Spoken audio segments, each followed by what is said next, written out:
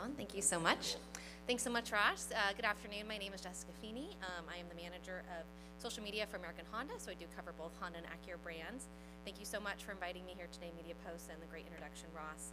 I think you set up the topic very well because AR, VR, mixed reality are a unique way to engage with audiences on social media. And if done right, can be a huge asset in reaching new customers, particularly younger buyers. Ideally, it will be entertaining while communicating key vehicle attributes, setting points, and ultimately driving a sale. In the cases today, both the Acura TLX and Honda Civic Type R share a performance theme. So we wanted to connect with both an enthusiast and also a more broad, tech-savvy audience through innovative and, of course, engaging marketing. So we used augmented reality.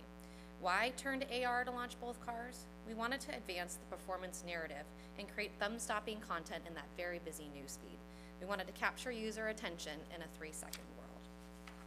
First, I'll speak to the 2018 Acura TLX launch and the What a Race campaign. This was the world's first live augmented reality race when it launched last summer. What a Race was designed to showcase the performance of the new 2018 TLX A-Spec variant with super handling all-wheel drive. Important to the concept was incorporating real driving performance, actually showcasing the performance in IRL, or in real life. At the same time, we wanted fans across social involved, so we live streamed the event on Facebook, Twitter, and YouTube, where fan engagement was a critical component of the experience. Inspiration for What a Race came from video game culture, and we found gaming and technology were strong affinity points for the TLX buyer. And video game technology is actually what we use to bring this idea to life in the first place. We use modern real-time 3D gaming engines and the hardware that runs them to power the experience. Adding to the excitement around the event and interest, we invited 4 influencers to participate and utilize Acura race car driver Ryan Eversley, who has a very strong social presence, and a social host, Bradley Hasemeyer, to engage the audience during downtime. We leveraged the influencer social handles for advanced promotion and live streaming the race. The race itself consisted of 3 laps, where each lap triggered a new AR course experience visible to the driver and the social audience. Each course provided a unique set of visuals and obstacles that tasked the TLX's precise handling to overcome. With all that said, let's take a look at the video and see how it all came together.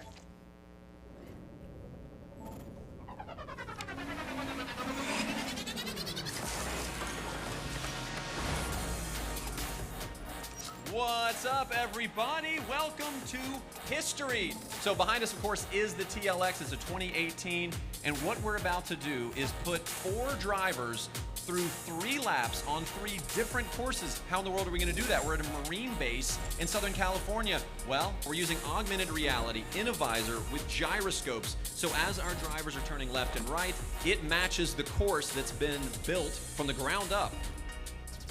Remember to breathe. And 3, 2, 1. Here we go. Okay. Whoa, straight out of here. She's really making those turns. This is pretty intense. This is crazy. Aw, that's so good. Not having fun at all. That's no kidding. Okay, audience, I need you to help me clear this path. I don't know what it looks like. Oh, at the top, we've got some engagements happening already. Likes, loves, wows, all of that, guys. That's going to help him maybe remove a boulder in his path or make a curvy road straight. Back into the hangar. Coming in aggressive, Coming in hot. Yay! So lots of smiles here.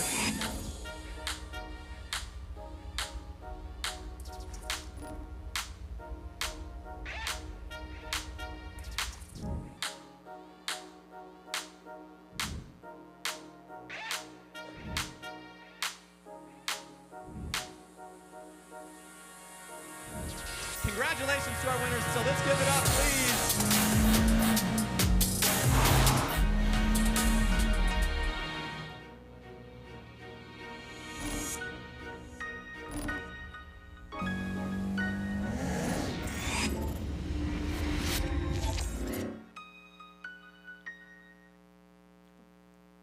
Thanks. Yeah, it was very exciting being there. It was very much like a live camera setup, very anything could happen experience. So very glad it went off without a hitch.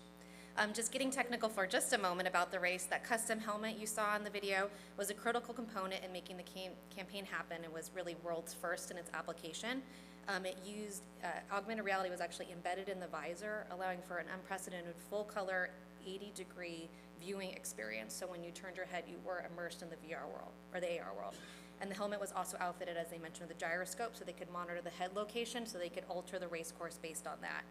And the helmet was additionally connected to a computer that was located in the rear seats that provided high-performance rendering capacity needed to keep the experience running smoothly as the car was driving itself at high speeds. The key to building excitement around this campaign was a comprehensive rollout across various social channels, which started a month before with teaser content. We promoted the live race across Twitter, Facebook, and YouTube, and we followed that up with recap videos targeting those who had engaged with the live stream and audiences that had an affinity towards technology and gaming. And the results, as seen by the video, were impressive.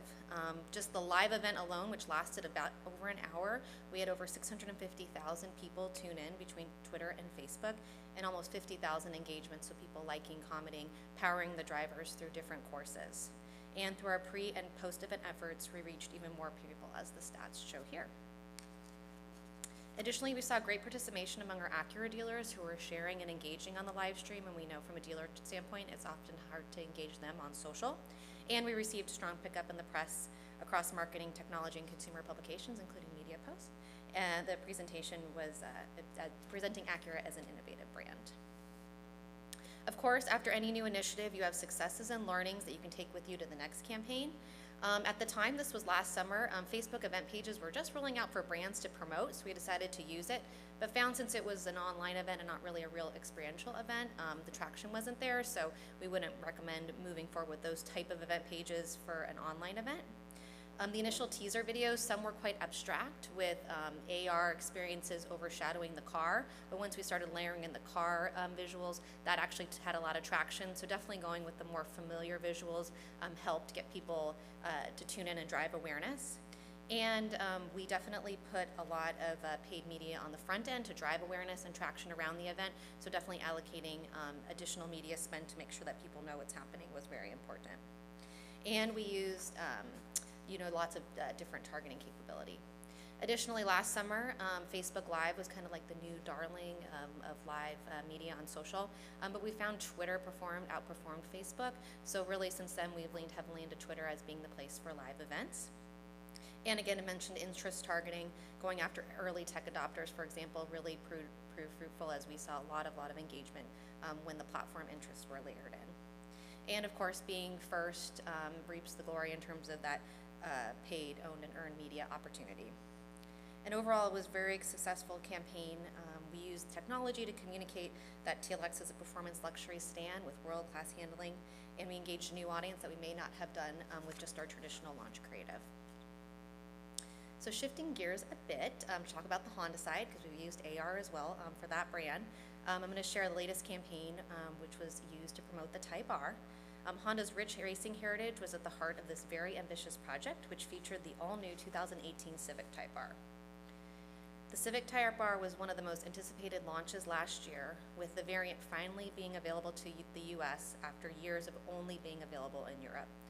And the Type R is a vehicle that's built for the track, and since the competition doesn't hold up strongly against it, we're looking for a unique way to showcase its racing chops through a campaign that would resonate with Honda's enthusiasts as well as gaming audience.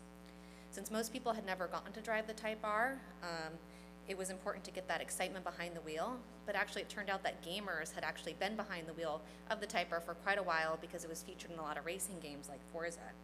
So we set to tell a story that encompasses the full breadth of what makes the Type R spectacular in both the real and virtual worlds. To create the R versus R campaign, we enlisted pro IndyCar driver Graham Rahal and pro gamer Peter Jenkins. Graham is at the top of his game in terms of auto racing, and Peter was considered the best gamer when it came to Forza. So let's take a look how we paired these two together for a very intense race.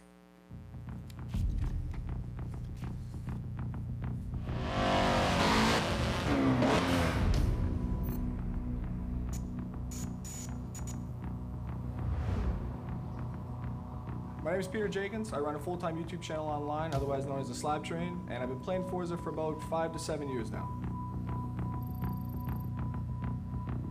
My name's Graham Rahal, and I'm a professional race car driver. I'm pretty excited to be the first gamer to actually be racing in the 2018 Honda Civic Type R. We're gonna be putting down some laps in-game and then seeing how Ray Hall does on the actual track. So today what we're gonna do is I'm gonna take a new Civic Type R out on track here at Road Atlanta. We have a mixed reality windshield in there, which will allow me to see the ghosted image of the lap that was done on Forza. It's huge, it's never been done before. Certainly I'm gonna push this thing as hard as we can. So I think Ray Hall's a shot at catching me. I think it's gonna be a really close race. In simulation, you don't have fear, and in real life, you do. To me, there's nothing like really driving.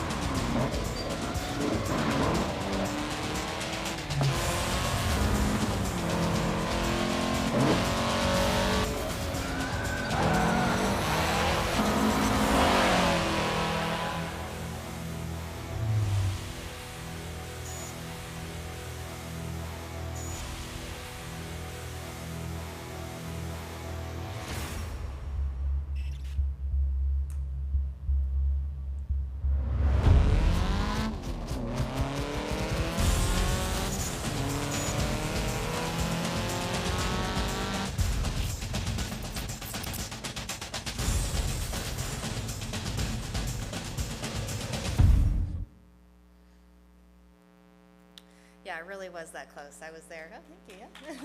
Yeah. We were there. It was like heart pounding and pretty incredible. Thank you so much. To engage the largest, most relevant audience with that fantastic video, we developed a comprehensive rollout plan, as you can see here. We rolled out our versus our teaser content about 2 weeks leading up to the virtual race and utilized the hero video and race content for a month and a half across Honda's Facebook, Instagram, and YouTube, with post-race contents and behind-the-scenes footage rounding out the final weeks of the campaign. We developed cuts with footage targeting gamers and tech enthusiasts depending on using certain pieces of the video. Additionally, we ran ads on Snapchat and Instagram stories with a swipe up with a call to action to watch the long-form video. And we leveraged the driver's most popular social channels to drive additional views and awareness. In all, the short-form teaser content drove 15 million views, with the long-form video on YouTube reaching now nearly 11 million views and counting. The astonishing figure to me is that the average watch time of the video was 2 minutes and 24 seconds, which is nearly the entirety of the video. That's literally when the race results come up. You know, considering we live in a 3-second view world, the fact that the average person watched almost 2.5 minutes is just really blows my mind. And one of the reasons why we saw that great long view time on YouTube is that early on we saw the completion rate pretty low on Facebook, so we shifted all of our media focus to YouTube and really just saw incredible results. And that's a learning we carry with us now when we have longer form content that is more storytelling driven. We push that all to YouTube. And although this case study presentation focused on the TLX and AR campaigns, or Type R campaigns, Honda has a history of using virtual reality to advance not a performance narrative, but an emotional one. For the past 2 years, we have used virtual and augmented reality to entertain patients at the Children's Hospital of Orange County who could not go home during the holidays because they're undergoing cancer treatment through our Happy Honda Days campaign. We want to bring these children a sense of holiday spirit even though they're in the hospital. In 2016, we brought the virtual holiday world called Candy Cane Lane to the patients where they were able to virtually ride on a sled with Santa. And we brought the experience to our social users through a 360 video experience, an emotional companion story that told the children's journey experiencing the technology. And last year, we solicited Get Well messages from our social community to make the ultimate Get Well card that was built right in front of the children using augmented reality. And then we created a similar experience for our social community through an AR app through the mobile, where users could see the same magical card being built in front of them. And we found that users spent an average of almost 2 minutes with that card. So again, 120 seconds in a 3-second view world is pretty incredible. And next week, we will be launching the 3rd installment of the Happy Honda Days campaign, with children at Chalk experiencing a completely new holiday world in virtual reality, bringing them a small piece of the holiday to their hospital room. Using this immersive technology, it really gives the viewer a new experience that can be emotionally communicated through video. In summary, we see technology like augmented and virtual reality as mechanisms to drive narratives in social, whether that's vehicle-driven or an emotional one, using it to advance the messaging and not just for stunt purposes. As the use of AR and VR comes more commonplace and scaling becomes much more easy, I'm excited the new directions we can take to bring experience more richly and vividly to our customers. We now have platforms like Snapchat and Facebook that are really becoming industry leaders in augmented reality, and more people using it on a daily basis. So people are just becoming much more familiar with the technology and can embrace it much easier. And it's really exciting time as a marketer, particularly in social, and I'm looking forward to seeing where the next big campaign, launch, or innovation can take us. So, but that's it, and I'll probably invite Ross back up. Thank you. I have like 8 million questions written down. I'm confused about some of it. Okay. Was this dangerous, first of all, for anyone participating? I mean, I couldn't really tell. The first one especially, the TLX one. Yeah, I mean, there's always a little danger when you get behind the wheel, but we tried to make it controlled. But yeah, I mean, definitely, you saw them bust through back into the hangar. There was points where you're like, oh my gosh, they hope they know that there's a wall right there. So yeah, we definitely put safety precautions in there. But yeah, I mean, I wouldn't categorize it as dangerous. But I mean, granted, a professional race car driver on a racetrack, I mean, there is the second always, one, yeah, there is always a little bit of So, danger. and like a sort of overarching question, like, were they both mixed reality then? I guess the definition, so the TLX I still don't know, experience was obviously. augmented reality. So they saw the world, the graphics in front of them, but they were able to interact with the graphics with the car. And then we used augmented reality with the Type R, where we projected and the driver, Graham, could see the race car in front of him as he was driving the virtual race car. Wow. Okay. So when you set out, first of all, where did these ideas come from? We have very talented creative agencies. We have our BA table over there who came up with the Hey, they can idea raise for their our hands. race Good car. job, guys. Yeah. Well done. And same with Mullen Lowe, who is our creative agency. They just kind of take insights and see what's happening, trends. The fact that this kind of technology now is a lot more readily available and more scalable, like, provides us a lot of interesting options. Right, because like for me, it's like, I mean, I've never seen anything like this. I'm not a huge social media person at all. I should be, but I'm not. And I just didn't realize it was like such a whole new like toolbox. Like it's a whole totally new world and stuff. So it's very interesting. So at the outset, like what kinds of consumers were you targeting? Kind of anyone who like I'm obviously like racing enthusiasts at some level, but like age-wise, I mean. Yeah, I mean, I think we're always, like, especially so for the Acura TLX, the sweet spot's about like 34 to 45. So knowing the affinity for that car, we were looking at gaming was an affinity, technology, early tech, so those kind of types of affinities. So we did a lot of targeting for those interest groups. And then with Type R was gaming enthusiasts. We did a lot of racing targeting because we found that performance-minded buyers, was a good target pool for potential, So purchase. would it be fair to say like millennials mostly, and then Yeah, like Gen Z as they sort of Exactly. Yeah. grow up a little bit more, or whatever they turn into? That's really interesting. So the first one was TLX one was 3.5 million people reached. And this was where predominantly? We had it primarily on Facebook and Twitter. So Facebook means Instagram mostly? It's funny, at the time last summer, that wasn't a huge platform to do this type of activity on, so we didn't do a lot of Instagram for this one, but it was mainly Facebook and Twitter. But the second one was? Second one we had... There was huge Facebook numbers for the Yeah, second for one. Type R, we had Facebook, Twitter, and Instagram. And it's funny, we talk about Instagram stories again. That was earlier this year. That was our first application of an Instagram story, where then you could swipe up and link to a long form, which seems very commonplace now. But it's funny how things change so rapidly that it's like, oh, we use that all the time, and that was the first time we did it. And then we also had Snapchat as well for the R versus R. So, and like, what is, I mean, obviously with anything in social, there's like a UGC element to it anyway, but like, what kinds of things were the people that watched it like saying, and like that followed it even, and what was the any other UGC elements to it in terms of like them sharing and all those kind of things? Well, definitely for the TLX campaign, a huge component was having that fan engagement. So like whether you like, shared, comment, that would like unlock different elements of the race course for the influencers that were driving. So yeah, we had a lot of likes. One of the actors, Zachary Levi, who if you remember from Chuck, he's like a big tech gamer guy. My gosh, he had a huge involved fan base, and they were like, you know, like loving him. Mainly female audience. So yeah, lots of positive comments, lots of shares, things like that. And then with the, with the R versus R, I think it was just such, I think everyone enjoyed the piece. It was like really entertaining. So we had a lot of positive engagement, and we really, it was like I talk about in real life, like that was really done in real life, and I think people could tell. So we didn't get any, I would say, that much negativity in terms of that. It was very, very positive. Yeah. Wow. Gosh, I can't even read my notes. Yeah.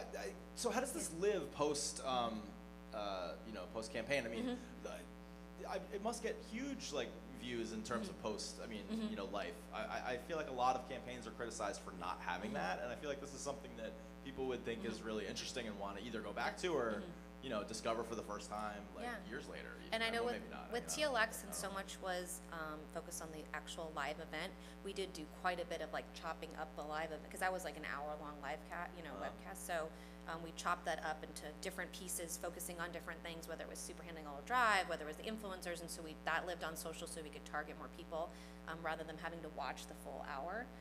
And then with R versus R, that's still our pinned video on YouTube, and gosh, even the last time I checked from here, it's already 2 million more views. So I think that video, can live for quite a long time. To your point, it has like a good shelf life. So what are you all gonna do for your next trick? Well, next week we have Happy Honda Days launching, so that's again a little bit emotional one, and I would encourage, we didn't show the videos here, but I encourage anyone to go on Honda's YouTube channel and look them up. And I dare anyone to not cry when you watch the videos. They are extremely, extremely emotional and very, very well done. But yeah, we're always exploring new technology. We're working on something pretty interesting, augmented reality-wise, around the Rose Parade with Snapchat for around New Year's Day. So we're always kind of looking at interesting things. Well, cool. I want to let you guys ask some questions.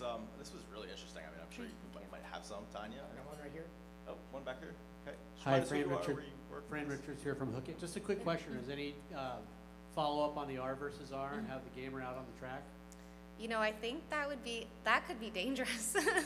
I don't think he's a terribly good driver, but that would be definitely a skill. Like one thing I think that's amazing about that is that, we intersplice the game graphics with the track graphics. You could see how realistic those games are, and he wasn't a simulator. But I don't know how well that actually translates to like a real car, but that could be an interesting twist. I think, yeah, or I'm sure Graham could probably, the race probably wouldn't be as close. I think I saw a hand over here, did I? Or did I make that? Right here. Okay, question? Aaron Bragg from Karma Automotive. Just curious, is there a day of the week that works best for these live events? We find during the week is best, and usually it's kind of like an optimal time. Like we find that most people surprisingly are online during work hours. So like between 9 and 5 is always like an optimal time. And then you're kind of taking into account the time zones. So yeah, that sweet spot's like, like 1-ish, like between like 11 and 1 or so we find it's best. This was awesome. I thought this was very cool. Great. Thank you so much, Jessica, for having me. Thank you. Big hand for her.